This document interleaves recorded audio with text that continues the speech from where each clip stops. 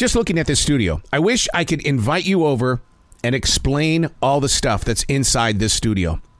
I'm seeing all of these Mick Fleetwood style hats to my left. Why would I keep something like that? Well, because when I've performed on a live stage, they've been a part of it, and I'm just that guy. It was part of my stage, therefore I'm going to keep it because I may need it. I may need it for the future. You like me? It's like I have this roll of toilet paper in here. I may need it. Well, I will need it because, I've got allergies. I live in the South. We're constantly blowing our snozzes. And I have an Arrow bobblehead over here that was given to me while I was with the Pam Stone show. I don't know why I still have it.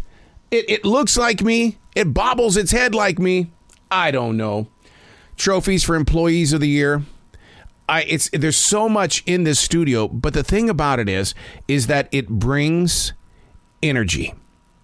In fact, right over here to my left is a gigantic wall plaque that was on my wall when I was with iHeartRadio. And it was autographed by so many famous people who came onto my shows. And here's the cool thing, but at the same time, we're in the emotional state of this cool thing. We're doing the Swedish death cleaning. That's when you turn to your children and you say, hey, when we pass, do you want this? No, throw it away. Throw it away. And so we're not into this studio yet. We're still underneath the house and we're in the garage. And we're at that emotional stage where you're going, oh, God, I still have connections with that. And you've got to make your way through it. It's a very, very tough journey. And when we get to this studio and these Mick Fleetwood style hats have got to go, oh, boy, that's a podcast all its own. As my grandma Dobrins would say. Hey, it's Arrow. This is The Daily Mess, a chronological walk through an everyday world. This room, a daily mess. Yeah! I am a daily writer. I've been doing it since July of 1994. There's a lot to be learned when you allow the universe to move through you. Just jot it down, because you may not need it now, but you're going to. That's why I always do whatever I can to invite you to write your thoughts. This is The Daily Mess.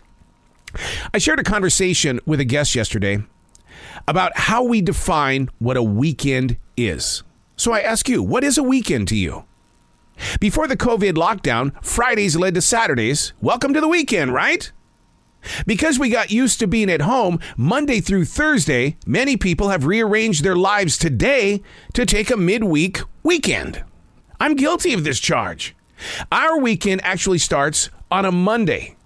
And if I'm hired to do a live performance on a Friday or Saturday, I'm going to have a weekend with an extension to it.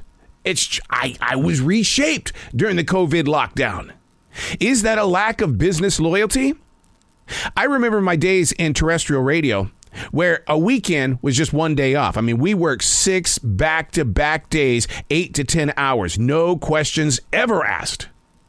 So what is the definition of a modern day weekend if your days off a week are 2 to 3 days apart? That's not a weekend. Can some people live like this? Or do we need to realign the way that we define what a weekend is? This life in the post-COVID world is all about get what you can, because tomorrow it may not be there. There are no guarantees. And we learned that in March of 2020. Whew. What is a weekend? And because we are taking weekdays off and they're not together, or your boss man is giving you a Monday and a Friday off, can we really say it's the weekend? Now, here's how we tried to make it happen. I told you that we usually start our weekends on a Monday and it goes through a Wednesday. And we thought, okay, wow, we're going to go camping and be at these beautiful places of nature when there's hardly anybody around Monday through Wednesday. But the problem with that is that our other positions in life, our other jobs, because we like to work, we really do. We have a lot of fun things going on. The world doesn't work Thursday through Sunday. Major league businesses work Monday through Saturday or Monday through Friday. So these jobs that we do, they expect us to be there Monday, Tuesday, or Wednesday. So the days that we call a weekend really aren't a weekend at all. They're just another work day. I'm not the only one who's going through this. There are a lot of people who have redesigned their lives with several different part-time jobs or just several different jobs or just having one job, but you have to break up your days off. And it's hurting us mentally because I don't know about you, but having one day off, you didn't give me a chance to even rest. Because on the days off, aren't you just running around trying to catch up? Yeah. Got to get the tire fixed. Got to go to the doctor, the dentist. We got to go this. We got to go that. And if you've got kids, you've got soccer games. You got baseball. You got basketball. Oh, wait a second. We've got ballet. And it's supposed to be your day off.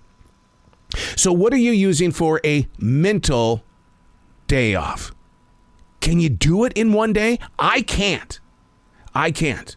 Which is one of the reasons why I do everything humanly possible to find meditation, prayer, or just give me enough time to write. I don't care what I write about. Just let my imagination rest.